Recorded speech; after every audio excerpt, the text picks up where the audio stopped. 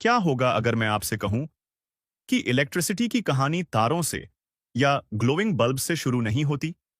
ये शुरू होती है किसी बहुत ही साधारण चीज से। एक टुकड़ा एम्बर और एक जिज्ञासु दिमाग। सदियों तक ये रहस्यमयी ताकत कभी छोटी सी चिंगारी में दिखती, कभी गरजते बरसते तूफानों में, लेकिन कोई इसका राज नहीं समझ पाया। करीब 2600 साल पहले सिर्फ उस एम्बर और एक कपड़े के टुकड़े के साथ इंसान ने पहला सुराग खोज निकाला। ये सफर है उस अदृश्य ताकत का जो हमें अंधकार से उठाकर सीधे तारों तक ले गई। हमारी कहानी शुरू होती है प्राचीन ग्रीस में, लगभग 600 ईसा पूर्व में।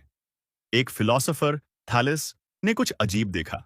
जब उन्होंने एम्बर को कपड़े से रगड़ा तो उसने छोटे छोटे तिनके अपनी तरफ खींच लिए, जैसे कोई जादू हो।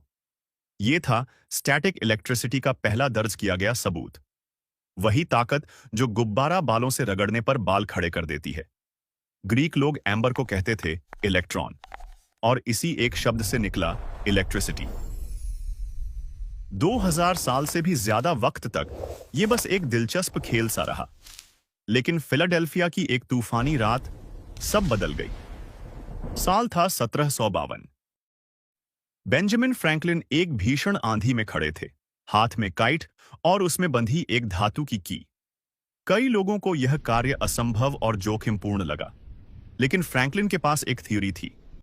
क्या पता लाइटनिंग देवताओं का क्रोध नहीं, बल्कि वही इलेक्ट्रिक फायर हो जो उन्होंने अपने लैब में देखी थी। और फिर बिजली गिरी। इलेक्ट्रिकल चार्ज गीली डोरी से होकर की तक पहुंची। फ्रैंकलिन ने यह साबित कर दिया, लाइटनिंग इलेक्ट्रिसिटी है।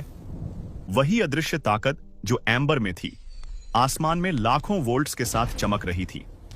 फ्रैंकलिन ने दुनिया को सच्चाई दिखा दी, लेकिन हम अभी तक इसे प्रैक्टिकली इस्तेमाल नहीं कर पा रहे थे।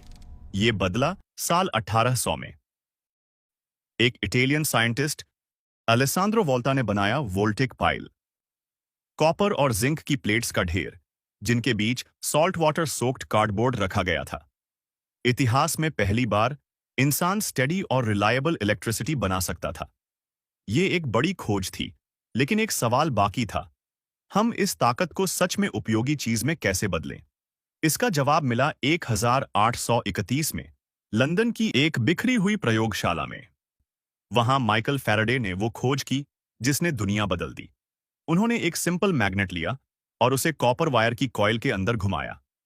कुछ जादुई हुआ। मूविंग मैग्नेट ने वायर में इलेक्ट्रिसिटी पैदा कर दी। फैराडे ने खोज निकाला इलेक्ट्रोमैग्नेटिक इंडक्शन, वो प्रिंसिपल